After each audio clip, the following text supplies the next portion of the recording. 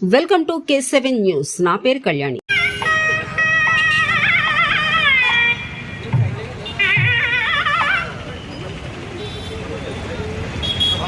శ్రీ మహాగణాధిపతయే నమః.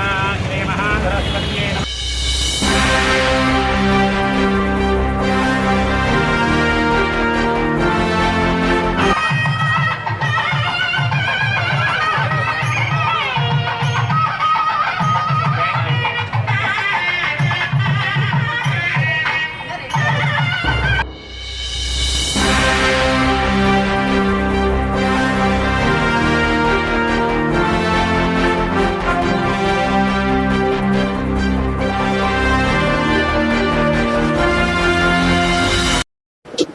అందరికీ నమస్కారం అండి. ఈరోజు రాష్ట్రంలో ఉన్నటువంటి ముఖ్యమంత్రి గారు, ఉప ముఖ్యమంత్రి గారు ఈ ప్రభుత్వంలో అందరికీ ఉపాధి ఉండాలన్నది ఒక లక్ష్యంగా పెట్టుకోవడం జరిగింది. కారణం ఏంటంటే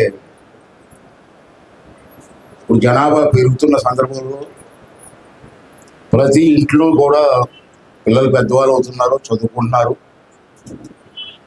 తండ్రి సంపాదన మీద బతకడం కష్టమైన పరిస్థితులు ఉన్నాయి. మారుతున్న రోజులు బట్టి, పెరుగుతున్న రేట్లు బట్టి తండ్రి ఒకటే సంపాదిస్తే ఆ ఇంటికి గడిచే పరిస్థితులు కొన్ని ప్రాంతాలు మనం చూస్తున్నాం లేవు. అంచేత ప్రతి వారికి ఉపాధి కల్పించాలనే ఉద్దేశంతో కొత్తగా ప్రపంచంలో మారుతున్న పరిస్థితులు బట్టి మనం మారాలి. ఇవాళ అలా కాకుండా ప్రతి ఇంటిలో కూడా సంపాదించే శక్తిని పెంచాలి.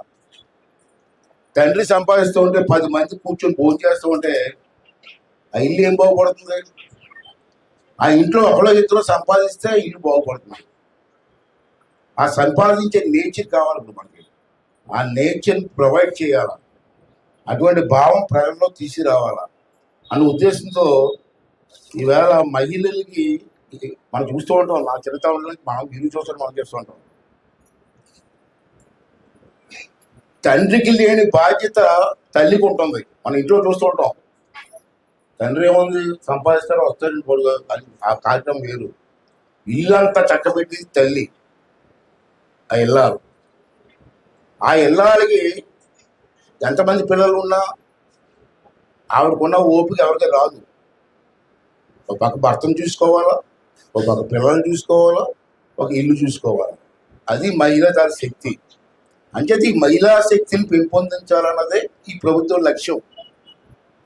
దానికోసం ఈ డ్వాక్రా గ్రూపులు అవ్వండి, ఇంకో సంఘాలు అవ్వండి, ఇవన్నీ ప్రోత్సహించేది ఏంటంటే డ్వాక్రా బజార్లు పెట్టాం. ఇది ఒక ఉదాహరణ. ఇంకో ఉదాహరణ చెప్తా చిన్న ఆఖరిగా. మొన్న 2-3 నెలల క్రితం నువ్వున్నావు, మనం ఎండి హౌస్లో ఒక అమ్మాయికి బండి ఇచ్చాం.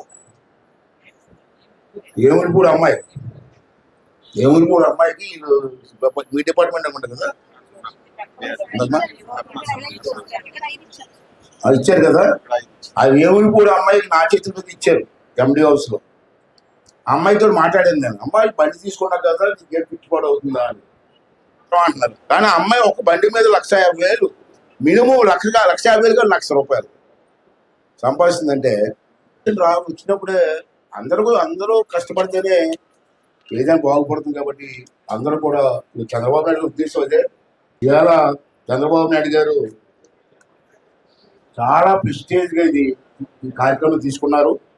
దీంట్లో ఇవాళ రాష్ట్ర వ్యాప్తంగా 3,000 మంది ఆడవాళ్ళకి ఉపాధి కల్పించాలి. రాష్ట్ర వ్యాప్తంగా ఒకే ఒక నిర్ణయంతో 3,000 మంది ఆడవాళ్ళకి ఉపాధి కలగాలి.